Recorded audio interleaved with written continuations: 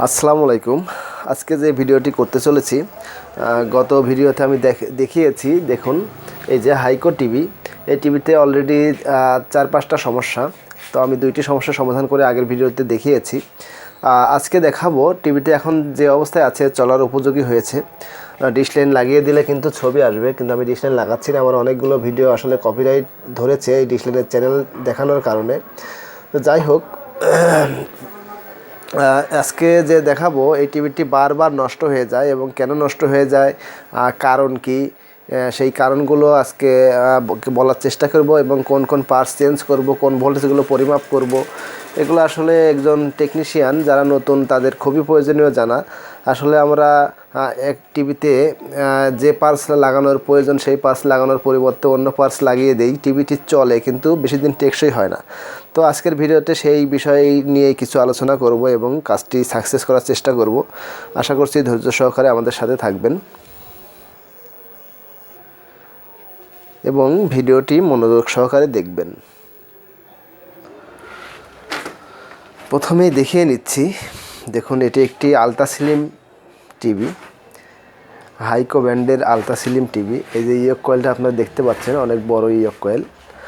আর এই টিভিতে দেখুন, এই যে ফ্লাইব্যাগটি লাগানো আছে, সেই ফ্লাইব্যাগটি কিন্তু অরিজিনাল না। এখানে ফ্লাইব্যাগটি লাগানো হয়েছে 10-10 ফ্লাইব্যাগ। তো আমরা জানি যে আলট্রাসিলিম টিভিতে 10-10 ফ্লাইব্যাগ লাগালে এই যে রাইট এবং লেফট যে দুইটি সাইড, সেই সাইডগুলো কিন্তু চেপে আসে। সেই জন্য আমাদেরকে কি করতে হয়, এই চেপে যাওয়া সাইডগুলো যদি আমরা অ্যাডজাস্ট করতে চাই, তাহলে এই যে আমাদের এই যে পাওয়ারের যে ভিআরটি আছে, ভিআর ঘুরিয়ে কিন্তু আমাদের বি প্লাস ভার্টিক্যাল এই সমস্ত ভোল্টেজগুলো কিন্তু বাড়িয়ে দিতে হয়। তারপরে কিন্তু আমাদের এই যে ডান বাম অর্থাৎ লেফট রাইট যে চেপে আসে, ছোট হয়ে আসে, এটা বড় করতে হয় ভোল্টেজটা বাড়িয়ে দিয়ে। আর যখনই আমরা ভোল্টেজটা বাড়িয়ে দেই, এখানে দেখুন এক্সট্রা পাওয়ার কেএলওয়াই লাগানো আছে, কেএলওয়াই ঘুরিয়েই ভোল্টেজটা বাড়ানো হয়েছে। এখানে ভিআর আছে। তো ভোল্টেজটা বাড়িয়ে দিলে কিন্তু আমাদের এই যে ভার্টিক্যাল আইসিতে ভোল্টেজ যাবে কিন্তু 25 থেকে, আলট্রাসিলিম সার্কিটে কিছু কিছু সার্কিটে 28 ভোল্ট যায়। তো এখানে ভোল্টেজ অলরেডি অনেক বেশি হয়ে যাচ্ছে, 30-35 এরকম ভোল্টেজ হয়ে যাচ্ছে। আবার এখানে দেখুন একটি এক্সট্রা কেএলওয়াই লাগানো আছে। স্ট্যান্ড বাই করলে কিন্তু এই সার্কিটের ভোল্টেজটি বেড়ে যাচ্ছে। তো এই ভোল্টেজটা বাড়ার কারণে কিন্তু আমাদের টিভিটি টেকসই হচ্ছে কম। তো এই টিভিটি যদি টেকসই করতে চাই, তাহলে কিন্তু এখানে আমাদের যে ফ্লাইব্যাগ এই টিভিতে ছিল, সেই ফ্লাইব্যাগটি কিন্তু লাগাতে হবে। আর যদি সেম ফ্লাইব্যাগ যদি আপনারা বা আমরা না পাই, তাহলে কিন্তু আমরা এই যে 30-10 ফ্লাইব্যাগ আছে, এই ফ্লাইব্যাগটি এখানে ব্যবহার করতে পারি। 10-10 ফ্লাইব্যাগের জায়গায় আমরা এখানে 30-10 আলট্রাসিলিম সার্কিটে ব্যবহার করতে পারি। একই সেম মাপ, সেম কয়েল। কিন্তু এই ফ্লাইব্যাগটি লাগালে হবে কি, আমাদের ভোল্টেজটা টিভিতে কম থাকলেও, কম বলতে সঠিক ভোল্টেজ থাকলেও কিন্তু ডাইন বাম অর্থাৎ লেফট রাইট চেপে আসবে না, ছোট হয়ে আসবে না। তো আসুন আমরা ভোল্টেজ পরিমাপ করি এবং দেখি আসলে কেন বারবার এই টিভিটি নষ্ট হচ্ছে।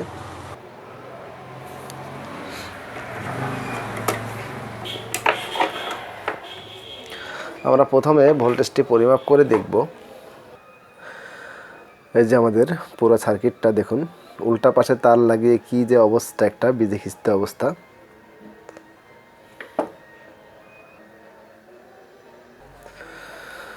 তো আমরা এই যে এখানে বি প্লাস ভোল্টেজটি দেখছি, দেখুন 131 ভোল্টেজ দেখাচ্ছে। এখানে থাকবে কিন্তু 110 ভোল্টেজ বা 100 ভোল্টেজ। তো বি প্লাস ভোল্টেজটি অনেক বেশি। এখন টিভিটি স্ট্যান্ড বাই অবস্থায় আছে। আর এই যে দেখুন ভার্টিক্যাল আইসির যে ভার্টিক্যাল ভোল্টেজটি দেখুন 19 ভোল্ট প্লাস ভোল্ট এবং মাইনাস ভোল্ট আছে। দেখুন 16 ভোল্ট, তাহলে 16 আর 19-এ আমরা মোটামুটি 35 ভোল্ট পাচ্ছি ভার্টিক্যাল আইসিতে। এখানে থাকবে কিন্তু 25 ভোল্ট। তো এই ভোল্টেজগুলো এত বেশি হয়েছে, আসলে এই যে এক্সট্রা কেএলওয়াই লাগানো আছে এর কারণে কিছুটা ভোল্টেজ বেড়েছে। এবং স্ট্যান্ড বাই যদি আমি রিলিজ করি, দেখুন স্ট্যান্ড বাই এখন টিভিটি অন হয়েছে। টিভিটি অন করার পরে দেখুন এখানে 114 ভোল্ট আছে। আর 114 ভোল্ট, এখানে আরও ভোল্টেজটি কমবে। আর আমাদের ভার্টিক্যাল আইসিতে ভোল্টেজ আছে দেখুন 17, আর মাইনাস ভোল্টেজ আছে 14। 17 আর 14 ভোল্ট। তো এখানে 31 ভোল্ট হয়েছে এই যে আমাদের এই ভার্টিক্যাল আইসিতে। আমি মাইনাস এবং প্লাস ভোল্ট মিলিয়ে দেখাচ্ছি ভার্টিক্যাল আইসিতে কত ভোল্টেজ ঢুকতেছে। দেখুন 32 ভোল্ট কিন্তু ঢুকতেছে। এখানে 25 ভোল্ট থেকে 27 ভোল্ট 28 ভোল্ট এরকম থাকতে হবে। এই যে ভোল্টেজটা বেশি যাচ্ছে। আর দেখুন ভার্টিক্যাল আইসিতে কী অবস্থা, ঘিজি ঘিজি করে তার মার একদম পিন মিন চটে অবস্থা, খুবই বাজে অবস্থা। তো আমার যে অভিজ্ঞতা থেকে বলতেছি সেটা হচ্ছে এই যে ভোল্টেজটা বেশি যাওয়ার কারণে দেখুন এই বারবার ভার্টিক্যাল আইসিটি নষ্ট হয়ে গিয়েছে, যার কারণে বারবার খোলাতে লাগাইতে বোর্ডের পিন শুদ্ধে চটিয়ে ফেলছে। আসলে কিছু কারণ এই ধরনের কিছু কারণের জন্যই আসলে টিভিগুলো বেশি নষ্ট হয়। তো সেই জন্য আমি যেটা কাজ করব, এই যে ফ্লাইব্যাগ আমি প্রথমে ভিডিওর শুরুতে বলেছিলাম যে এখানে 30-10 ফ্লাইব্যাগ থাকলে কিন্তু এখানে এত ভোল্টেজটা যাবে না, ভোল্টেজটা কমানো যাবে। তো আমি প্রথমেই ফ্লাইব্যাগটি চেঞ্জ করে নিচ্ছি। ফ্লাইব্যাগটিও এর আগে মনে হচ্ছে অনেকবার চেঞ্জ করছে। দেখুন পিন মিনগুলো একদম চটে গিয়েছে।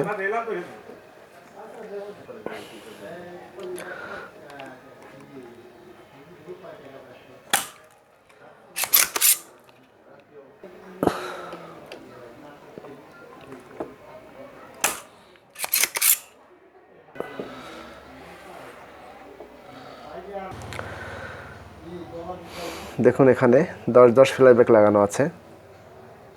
10-10-এর পরিবর্তে আমি এখানে লাগিয়ে দেবো 30-10।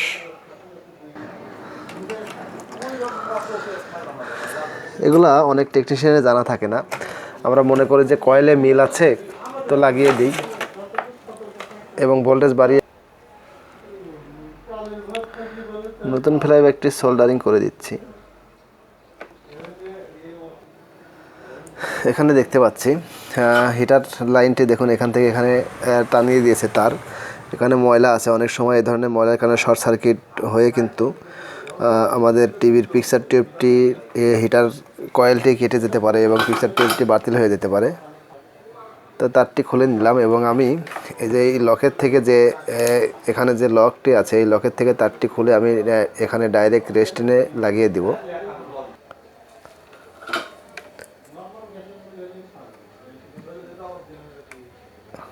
এই যে হিটারের লাইনটা আমি খুলে নিলাম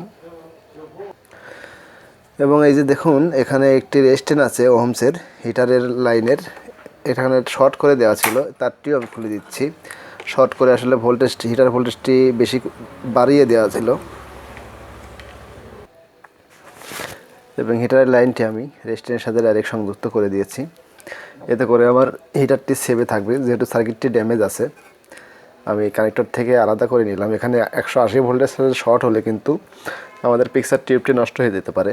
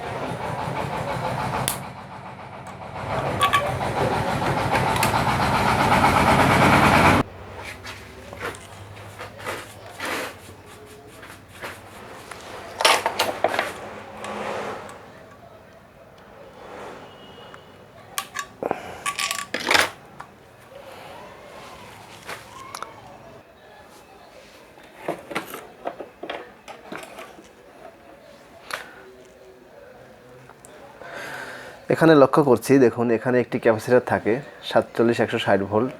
এই যে এই রেস্টেন এখানে একটি 2.2 ohms 2 ওয়াট রেস্টেন ব্যবহার করা হয়েছে এবং এখানে একটি বি প্লাসের 47-160 ভোল্ট ক্যাপাসিটার ব্যবহার করা হয়েছে। ঠিক রেস্টেনের এই পাশে যেমন একটা ক্যাপাসিটার, এই পাশে একটা ক্যাপাসিটার থাকবে। এখানে ক্যাপাসিটারটি ছিল না, এখানে একটি ক্যাপাসিটার আমাদেরকে লাগাতে হবে। তো আমরা এখানে একটি 47-160 ভোল্ট ক্যাপাসিটার লাগিয়ে নিব।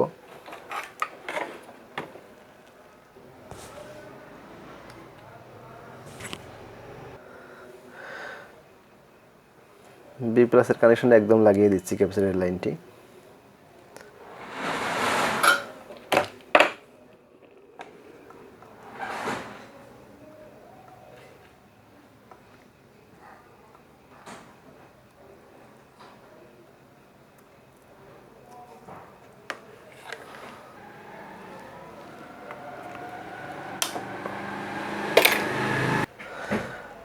আরেকটা জিনিস লক্ষ্য করছি, দেখুন এই যে এখানে 5টা পয়েন্ট আছে, 1 2 3 4 5। এখানে দেখুন লাস্টের পিনে ইয়ক কয়েলের যে মোটা তারের লাইন। তো এই যে মাঝখানের পিনে যে কথা বলতেছিলাম, মাঝখানের পিনে যে কানেকশনটি দেখুন এখানে ওই উল্টা পাশে খোলা আছে, এবং লাস্টের যে 1 নম্বর যে পিনটি, সেই পিনের সাথে কিন্তু ইয়ক কয়েলের মোটা যে তারটি হরিজেন্টালের যে কানেকশন ইয়ক কয়েলের, এই 1 নম্বর পিনে কিন্তু দেওয়া ছিল, এবং আমরা এখন 1 নম্বরটা খুলে 2 নম্বর পিনে সংযুক্ত করে দিব।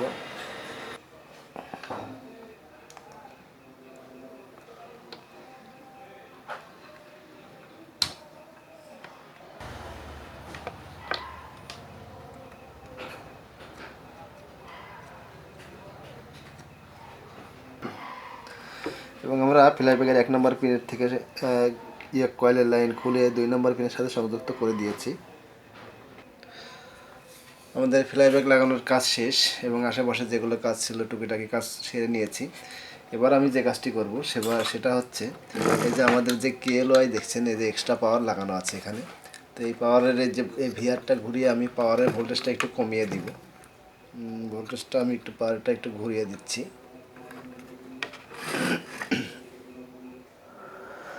তো কেএলওয়াই ভিআরটি কমিয়ে আমি দেখুন, তখন ছিল 136 ভোল্ট, এখন 124 ভোল্ট দেখাচ্ছে, এবং ভার্টিক্যালে দেখাচ্ছে তখন ছিল 35 ভোল্ট, এখন দেখুন 18 আর হচ্ছে 15, 33 ভোল্ট। তো আমি যদি স্ট্যান্ড বাই অন করি, স্ট্যান্ড বাই টিভিটি অন করে নিলাম রিমোটে, দেখুন 13 ভোল্ট আর হচ্ছে 16 ভোল্ট, এখানে কিন্তু 29 ভোল্ট চলে এসেছে অলরেডি। আর আমাদের বি প্লাসে চলে এসেছে দেখুন 108 ভোল্ট। তো এখানে কিন্তু অনেক বেশি ভোল্ট ছিল। আর আমি টিভির স্ক্রিনটি যদি দেখাই, দেখুন টিভির স্ক্রিনটি একদম সম্পূর্ণ, ডানে বামে কোনো কালো নেই, চাপা নেই, সম্পূর্ণ কিন্তু ক্লিয়ার হয়ে গিয়েছে টিভিটি। তো এইভাবে আজকের কাজটি আমি এই সাইডটা, যে ফ্লাইব্যাগের এই সাইডটা সম্পূর্ণ করলাম। আসলে একই সার্কিটে আমি তো প্রথমে বলেছিলাম 5টা সমস্যা, ফ্লাইব্যাগের এই সাইডটা সমস্যা, তারপরে আরও কিছু সমস্যা ছিল, আগের ভিডিওতে দেখিয়েছি। এবং এখনও কিছু, এই যে উল্টা পাশে যে তারগুলো দেখছেন, এই তারগুলো কিন্তু কিছুই থাকবে না, সম্পূর্ণ আমি ফ্রেশ করে দেবো সার্কিটটা। এই সাইডটা, এই যে চ্যানেল বক্সের সাইডটা ঝিরঝির করে, এগুলো ভালো করে আরও ভালো করে দেখে দেব। এর আগের ভিডিওতে আমি দেখিয়েছিলাম এসি ভোল্টেজটা মিসিংয়ের কারণে ঝিরঝির ছিল, এখন কিন্তু চ্যানেলগুলো ক্লিয়ার আছে, তারপরেও কিছু চ্যানেল কম আসছে। কেন কম আসছে, যে এখানে টিউনিং ভোল্টেজগুলো আছে, এই টিউনিং ভোল্টেজগুলো কীভাবে কাজ করতে হবে এগুলো কিন্তু আমি দেখাবো। এবং এই যে এক্সট্রা পাওয়ার কেএলওয়াই আছে, এই কেএলওয়াইয়ের পরিবর্তে কোন সিস্টেম করলে পাওয়ারটি আরও স্ট্রং হবে, পাওয়ারটি ভালো চলবে, টিভিটি সহজে নষ্ট হবে না, সেই সকল কাজ কিন্তু আমি আজকের ভিডিওতে দেখাতে পারছি না, ভিডিওটি অলরেডি অনেক বড় হয়ে যাচ্ছে। পরবর্তী ভিডিওটা এই সার্কিট, এই টিভিতে আরও 2টি ভিডিও আমার বানানো লাগবে, কারণ এখানে টিউনার সেকশনে দেখুন উল্টা পাশের তারগুলো, এগুলো সাইজ করতে হবে। আবার দেখুন এখানে কেএলওয়াই দেওয়া আছে, এই কেএলওয়াইয়ের পরিবর্তে এখানে একটা স্ট্রং পাওয়ার কিভাবে করা যায় যেন নষ্ট না হয় সহজে, সেই ব্যবস্থাটা করে দিতে হবে। তো আমি আশা করছি এই ভিডিওটি আপনাদের ভালো লাগবে বা ভালো লেগেছে। যদি ভালো লাগে লাইক কমেন্ট শেয়ার করতে ভুলবেন না, এবং আমার জন্য দোয়া করবেন, আমি যেন প্রতিনিয়ত আপনাদেরকে এ ধরনের আরও অনেক কাজ দেখাতে পারি, বা আমার কাজের মাধ্যমে আপনারা কিছুটা হলেও উপকৃত হবেন। আমার জন্য দোয়া করবেন। আর আজকের মতো এখানেই বিদায় নিতে হচ্ছে।